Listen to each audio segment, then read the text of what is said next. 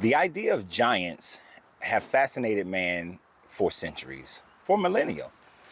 And although there are many different claims that the Smithsonian is hiding the bones of giants that have been found all throughout America, the Smithsonian would not be able to control giants being found all over the world if they were indeed found. And for the most part, these stories are the thing of conspiracy theories.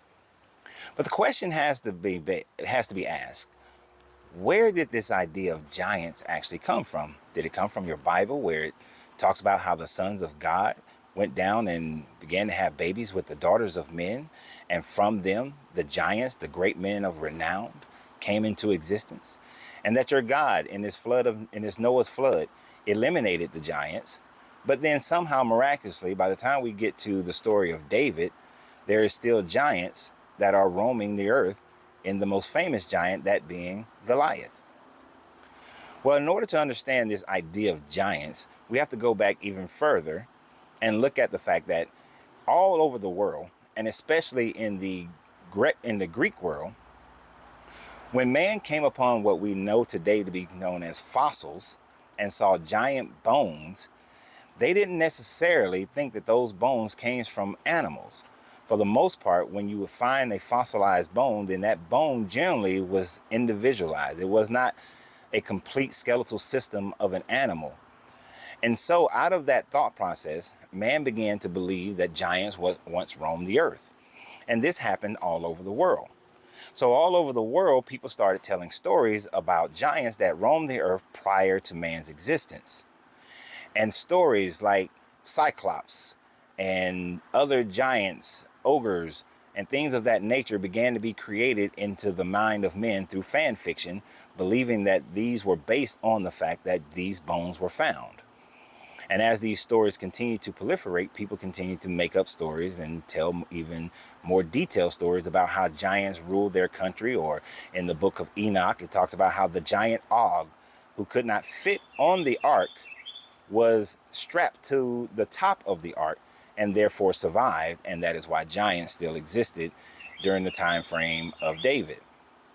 But of course, we know the book of Enoch is not considered to be valid or true, but the idea of giants still existing after the flood seemed to have still permeated your Bible, because the books of Enoch were still very well read into the 1st, 2nd, and 3rd century.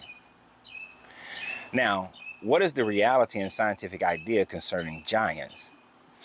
Well, it is an impossibility for giants in the size of 30 and 40 feet to have ever existed, simply because of the equation of 3 cubed, which basically boils down to the fact that the mass of a giant, the bones that they would have would not be able, the human bone structure would not be able to support that much weight.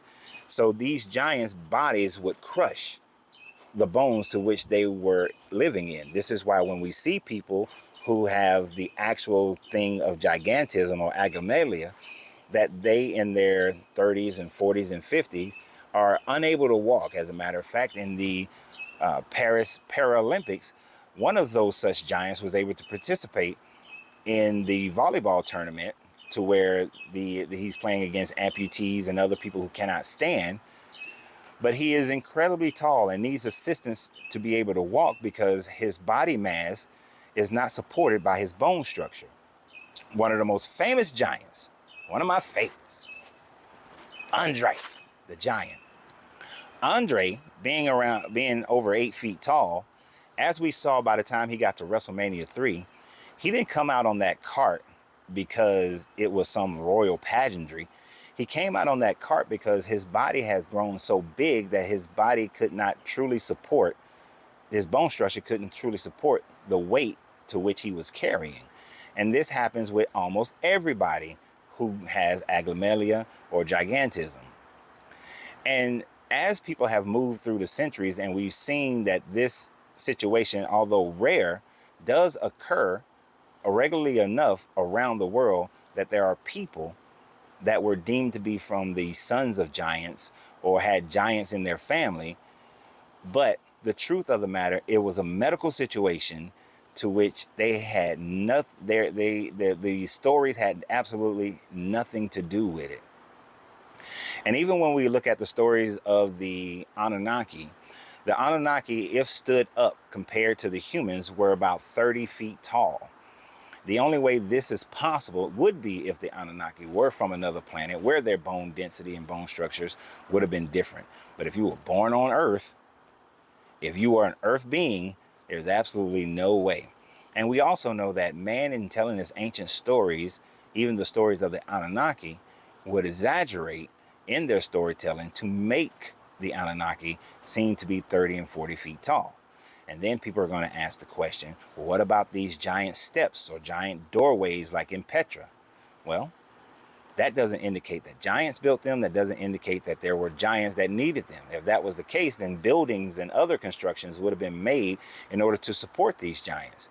But when we find most of the buildings from antiquity, we find that most of these were suitable for regular sized humans and not for giants. And if these were supposed to be the temples of the giants, then why weren't they built in order to accommodate the giants instead of being built to accommodate regular sized human beings?